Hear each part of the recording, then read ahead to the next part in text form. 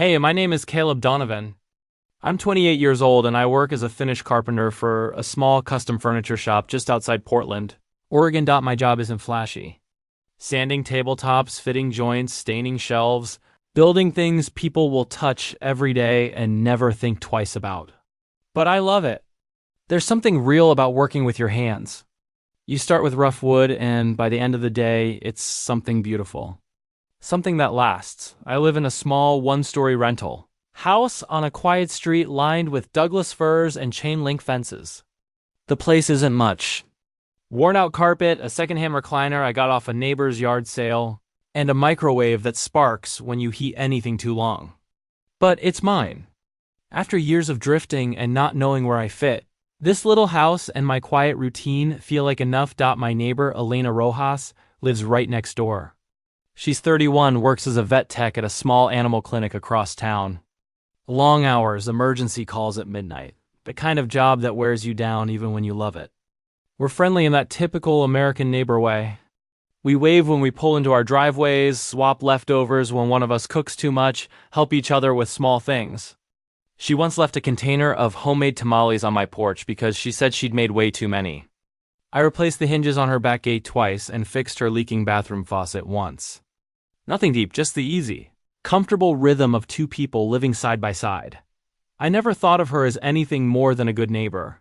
She was a few years older than me, beautiful in a quiet, natural way, always busy, always carrying herself with this calm steadiness. I figured she had her own life, probably plenty of people interested in her. I wasn't the type to look for hidden meanings anyway. I like things simple. Until that Saturday evening. I had a date. My first real one in months. Her name was Jade Emerson, a barista who worked at a coffee shop near my job. She was easy to talk to, had this warm laugh, and had given me her number after I told her I liked the way she drew small leaves on every latte.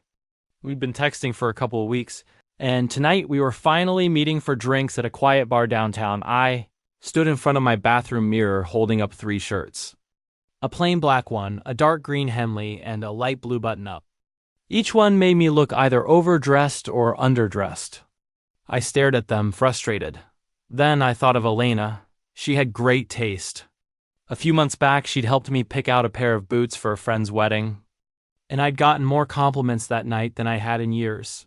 Before I could talk myself out of it, I grabbed all 3 shirts and walked across the narrow gravel path that separated our houses. I knocked on her door. It took a moment before it opened. Elena stood there looking drained. She was wearing a faded, oversized flannel, hair pulled up in a loose clip, holding a glass of red wine. Her eyes looked heavy, like she'd just come home from one of those shifts. Still, she gave me that familiar, quiet smile. "Caleb, what's going on?" I held up the shirts like an idiot.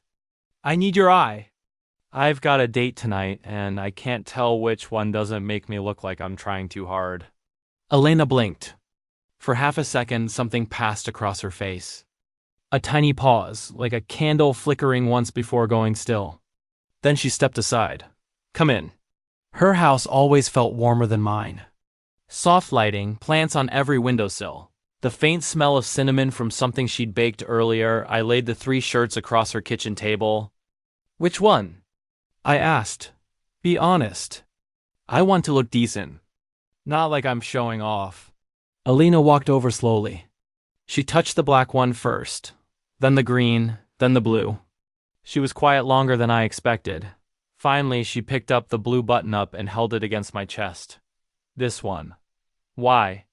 I smiled a little. "Does it make me look more put together?" Elena stared at the shirt for another second, then looked straight at me. Her voice came out soft. Almost too soft, because it makes you look like yourself. I grinned. "Myself is good, right?" I want her to see I'm not pretending. Elena didn't smile back this time. She looked down at the shirt in her hands, her fingers pressing into the fabric. The kitchen suddenly felt smaller, heavier. I was about to crack a joke to fill the silence when she lifted her head again. Her eyes were glistening. "You don't see it, do you, Caleb?" she said, her voice barely above a whisper. I froze. Elena took a shaky breath. Then said it again, clearer this time, like the words had been pushing against her ribs for too long. "I'm in love with you." The words hit me like a wave of cold air.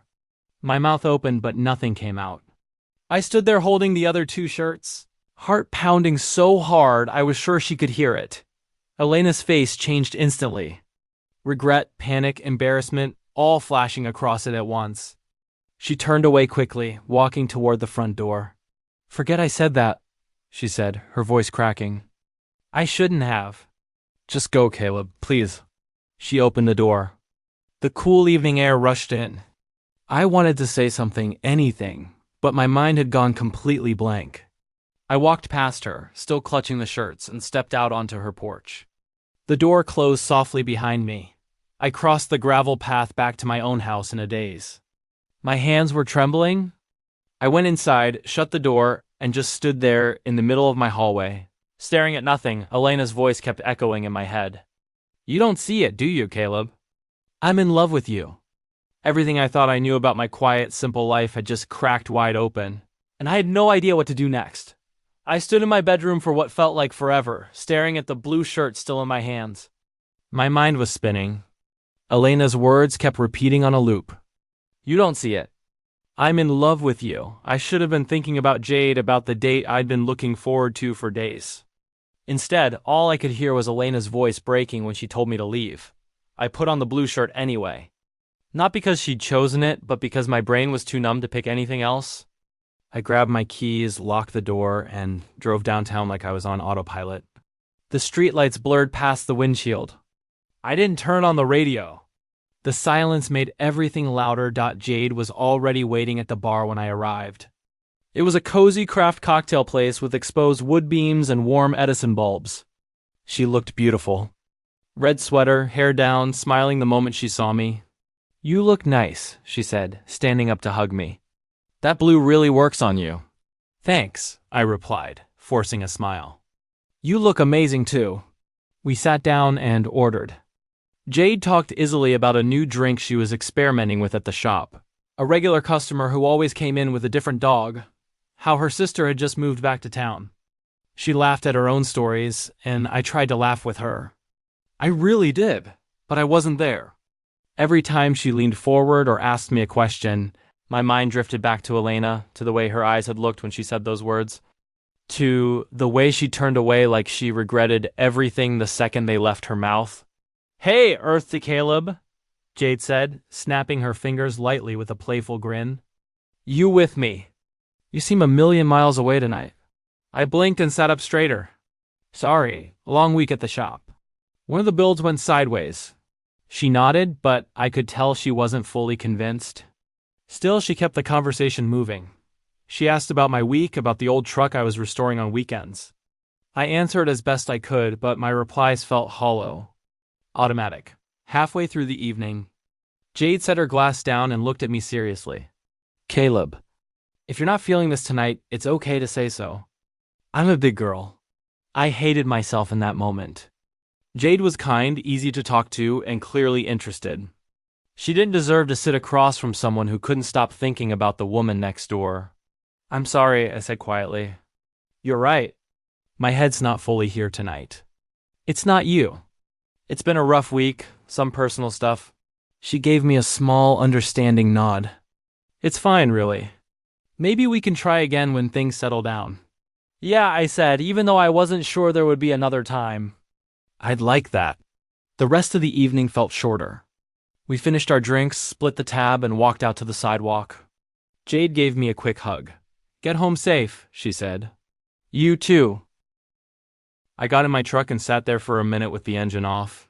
My hands were gripping the steering wheel too tightly. I kept hearing Elena's voice again. "You don't see it, Caleb. I'm in love with you." The drive home felt longer than usual. When I turned onto our quiet street, the houses were mostly dark. I slowed down as I passed Elena's place. Her lights were off. No porch light. No sign of life. Just a dark, silent house. I parked in my driveway and sat in the truck for a long time, staring at her front door across the narrow path. I thought about walking over. I thought about knocking. I even imagined what I would say if she opened the door. But I didn't move. What was I supposed to say? "Hey, I went on my date, but all I could think about was you." That sounded selfish, even cruel. She had already put herself out there. And I had walked away without a word. So I stayed in the truck until the cold started to seep in through the windows. Then I went inside, dropped the blue shirt on the floor, and collapsed on the recliner staring at the ceiling. Sleep didn't come. The next 3 days were quiet in the worst way. Elena's car was in her driveway, but I never saw her. No lights turned on at normal hours. No sound of her moving around the house. No texts. No waves across the path, nothing. I sent her one message on Monday night. "Hey Elena, you doing okay?" No reply. By Wednesday, the silence was eating at me. I couldn't focus at work. I kept wondering if she was hurting, if she regretted saying anything, if she was avoiding me because I hadn't said anything back. That evening after my shift, I stopped at the taqueria we both liked. I ordered her usual, a chicken burrito with extra guacamole and a side of chips. I drove home, parked in my driveway, and walked across the gravel to her front porch. I set the bag on her welcome mat. No note, just the food. The next morning when I left for work, the bag was gone. She had taken it. But still no message, no knock on my door, no sign that anything had changed. I stood on my porch for a long minute staring at her dark windows, feeling something heavy settle in my chest. Elena was still there. She just didn't know how to face me yet. And I didn't know how to tell her that I couldn't stop thinking about her either. I lasted 4 more days. 4 days of silence that felt heavier than any words could.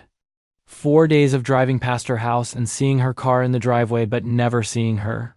4 days of checking my phone for a message that never came. 4 days of telling myself I should give her space while every night I lay awake replaying the moment she said, "I'm in love with you." By Sunday evening, I couldn't take it anymore. I didn't plan what I was going to say. I didn't rehearse. I just knew that if I waited any longer, the silence would become permanent, and I would lose something I hadn't even realized I had. I walked across the gravel between our houses for the second time that week. This time, my steps were heavier. My heartbeat was louder. When I reached her door, I didn't hesitate. I knocked. It took longer than usual for her to answer. When the door finally opened, Elena stood there looking exhausted.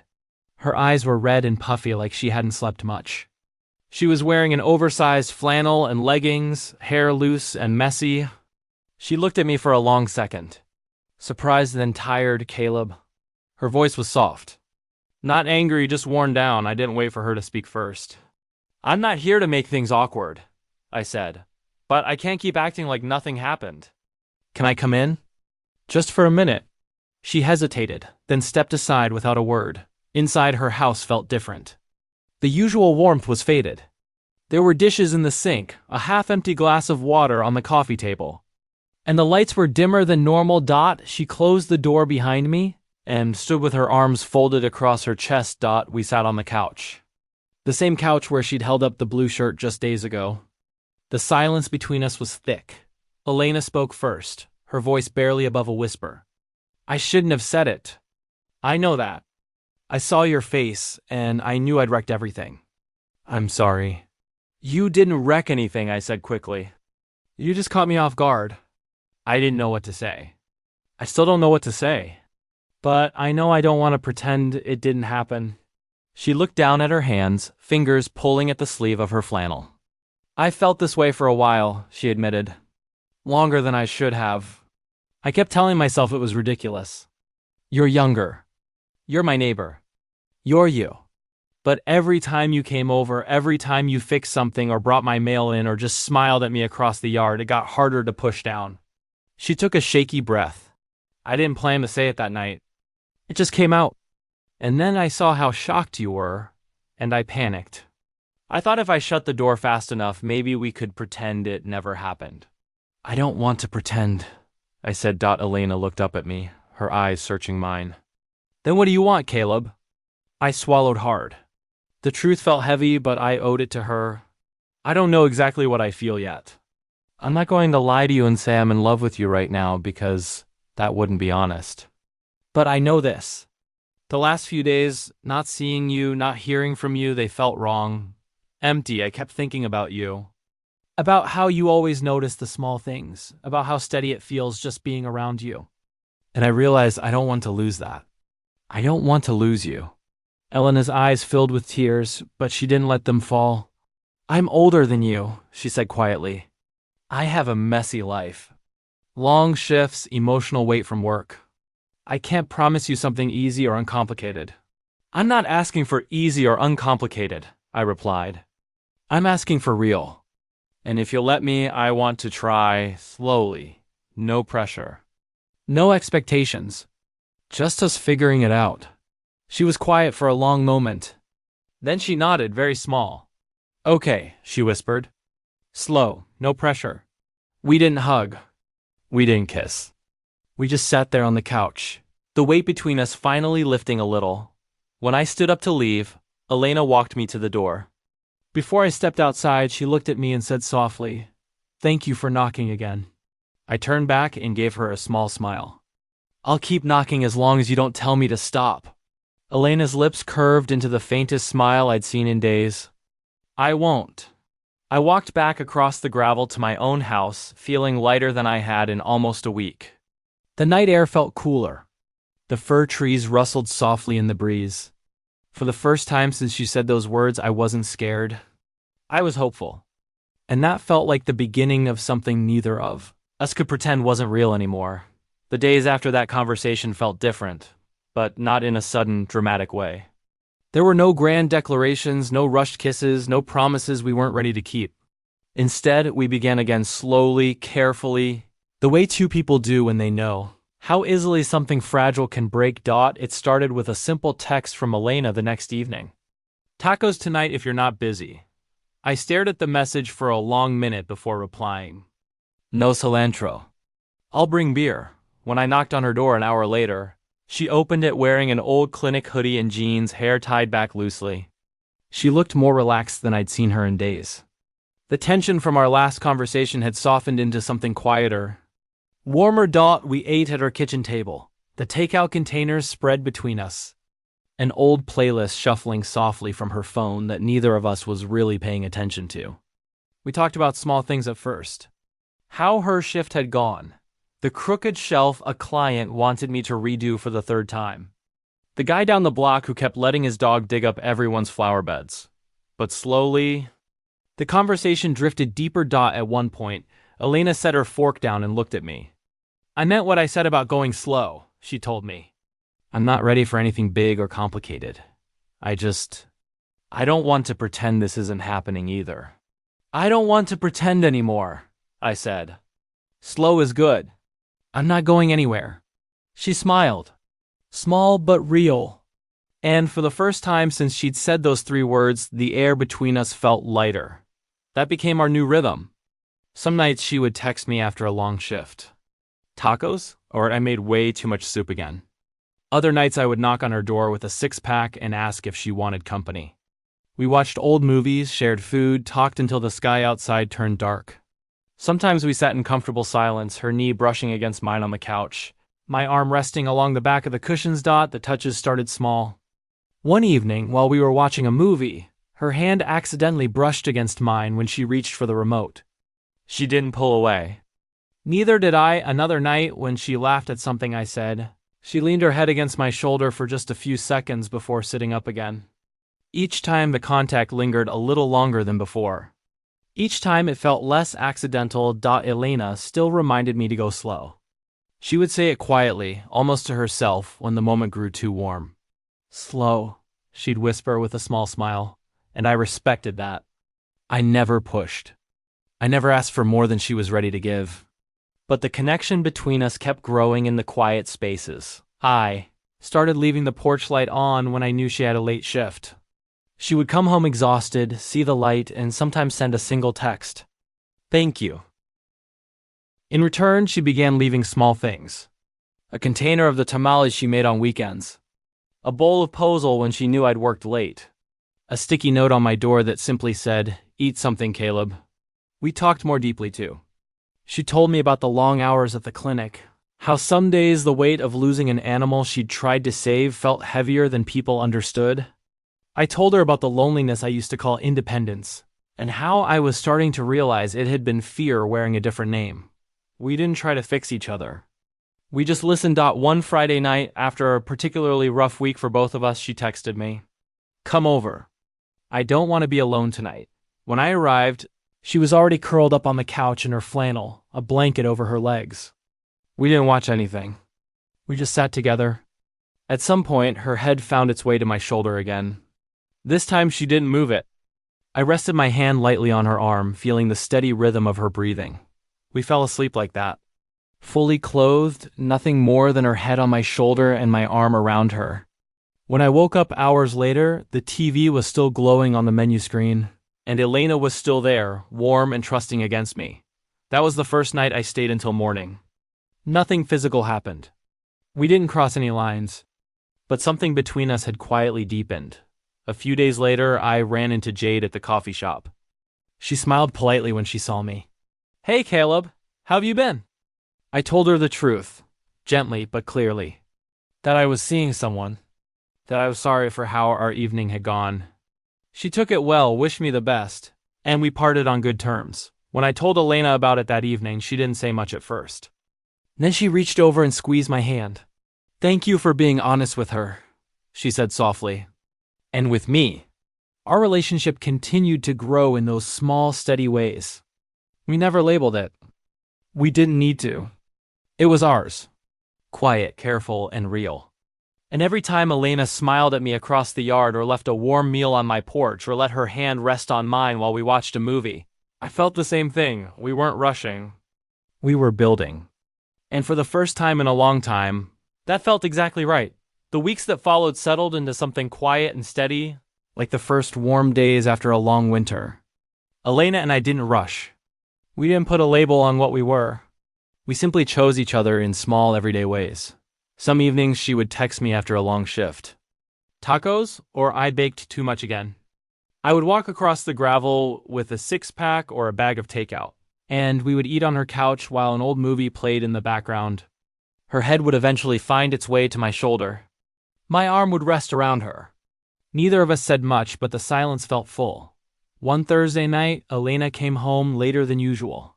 I saw her car pull in just after midnight, the headlights sweeping across the dark street.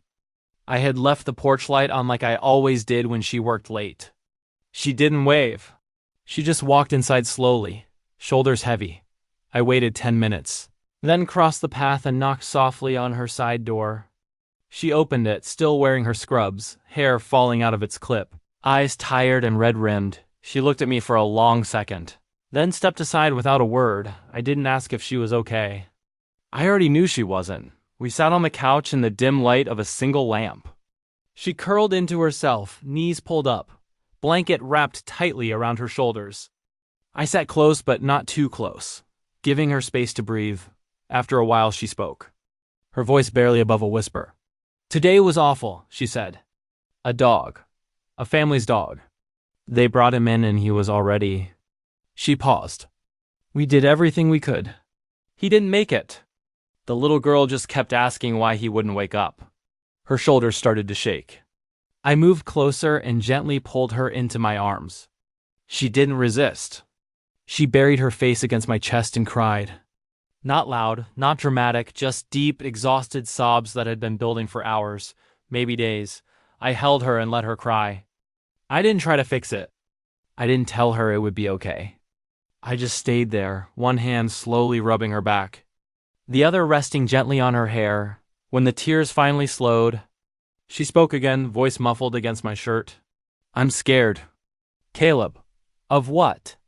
She pulled back just enough to look at me. Her eyes were swollen, raw. "I'm scared that I don't deserve this. That I don't deserve you. I've been carrying so much for so long. What if I'm too broken? What if I drag you into my mess?" I brushed a tear from her cheek with my thumb. "You're not broken," I said quietly. "You're exhausted. There's a difference." She let out a shaky breath. "I don't want to be someone's weight to carry." "You're not," I told her, my voice steady. "You're the person I want to come home to. You're the person who makes this house feel less empty. You're the person I choose, Elena. Every single day." She stared at me for a long moment, searching my face like she was afraid the words might vanish. "You choose me?" She whispered. "I choose you," I said clearly. Not because I feel sorry for you. Not because I want to save you. I choose you because when I'm with you, I feel like I'm finally where I'm supposed to be. Elena's eyes filled with fresh tears. But this time they were different. Softer.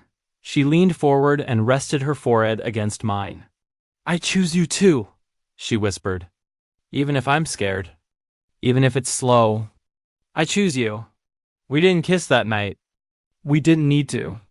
We just held each other on that couch until the sky outside began to lighten. When she finally fell asleep against me, I stayed awake a little longer, listening to her breathe, feeling the steady beat of her heart against my chest. That was the night everything became real. From then on, we stopped hiding. Not from each other and not from the world. We still moved slowly. Elena needed time, and I gave it to her without question. But the walls between our two houses started to feel less like boundaries and more like open doors. Some mornings, I would wake up to find her already in my kitchen making coffee in one of my old mugs. Other evenings, I would come home to find her asleep on my recliner with a book still open on her lap. We cooked dinner together, watched movies, sat on the porch steps talking until the stars came out. The neighbors noticed eventually. Mr. Tran, from across the street, gave us a knowing nod one afternoon when he saw Elena leaving my house. We didn't explain. We didn't need to dot one quiet Sunday morning. Elena and I sat on her porch with fresh coffee, watching the sunlight filter through the fir trees. She reached over and took my hand, threading her fingers through mine. I don't need grand promises, she said softly. I just need to know you're choosing me every day. I am, I told her. And I will. She smiled. The kind of smile that reached her eyes and stayed there. We didn't need fireworks. We didn't need perfect timing. We just needed each other. And for the first time in both our lives, that felt like more than enough. Two houses stood side by side on a quiet street in Portland. Two porch lights stayed on late into the night. And between them, two people who had once been strangers learned how to choose each other. Not with grand gestures, but with small, steady steps. One clear, honest choice at a time.